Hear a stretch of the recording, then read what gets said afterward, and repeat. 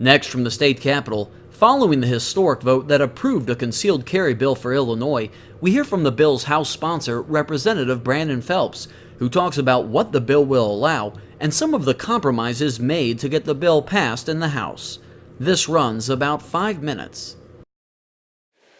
Representative Brandon Phelps, first, congratulations as we tape this. The House just passed HB 183, the revised version of concealed carry from what we had talked to you about earlier in the spring session.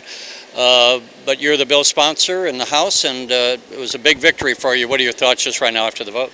It's a huge victory for law-abiding gun owners of this state, because for far too long they've been denied their Second Amendment right.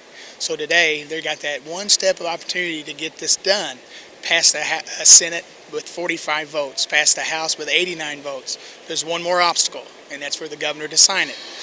I think he will sign it because I don't think he wants to go off the cliff like none of us did in each chamber. So, Terry, we feel like we got a good bill. This is a great first step for the law-abiding gun owners of this state because, like I said, they've never had an opportunity to exercise their constitutional right.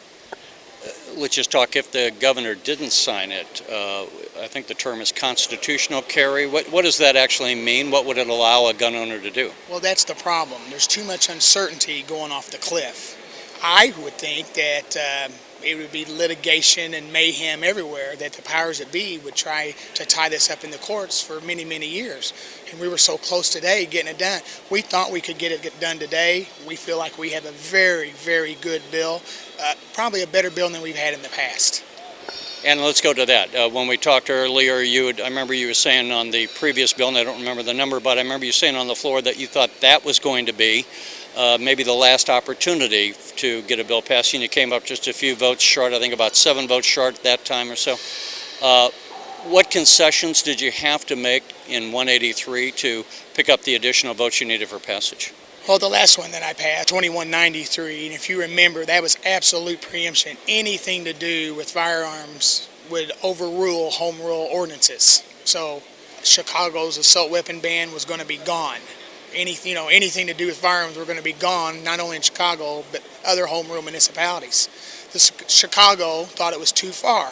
They thought we went too far on that, so they came back and said and agreed to anything to do with preemption on concealed carry, we will preempt, where home rule can't make a difference on that. In return, we gave them back some ordinances, such as the assault weapon ban.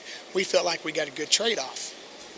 And if the governor does sign the bill, it becomes effective when, and just let's walk through what rights then, what's the cost of a concealed carry license, and just walk us through a couple of the details. Yeah, I think Terry, I think it's effective immediately.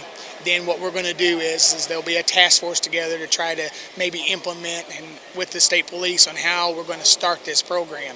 Got to get the fund, things like that, and we did put some funding in there to get them started. So it'll be a lot up to them on how they handle this process, but the fees are $150. We thought that was fair. That's $30 a year for 5 years.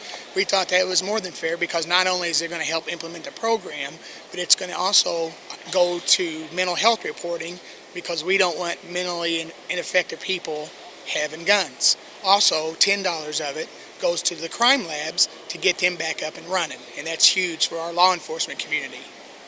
Yeah, I was going to say there's a lot of changes like that, and as you say, I was just having a conversation the other day when you look at some of the rape evidence kits down in some of the crime labs that aren't being tested and things like that. So there are aspects of this that do impact citizens, even if they aren't gun owners. Right? No question. And then that was big for the speaker, was the crime labs. It was big for all of us too. So the training is a little bit steep, we thought, but it was a good place to start. 16 hours. But one thing we did in this new bill is that if you had safety course training before, we're going to give you credit up to 8 hours. Also, veterans, if you had training when you were in the military, we're going to give you credit for 8 hours. That was huge for us to get in this new version. All right, Representative, congratulations again. It's a great historic day, and it's bigger than me. This is for the law-abiding gun owners, and I'm glad to be part of it. The Illinois Channel's coverage of legislative issues is underwritten in part by AARP Illinois.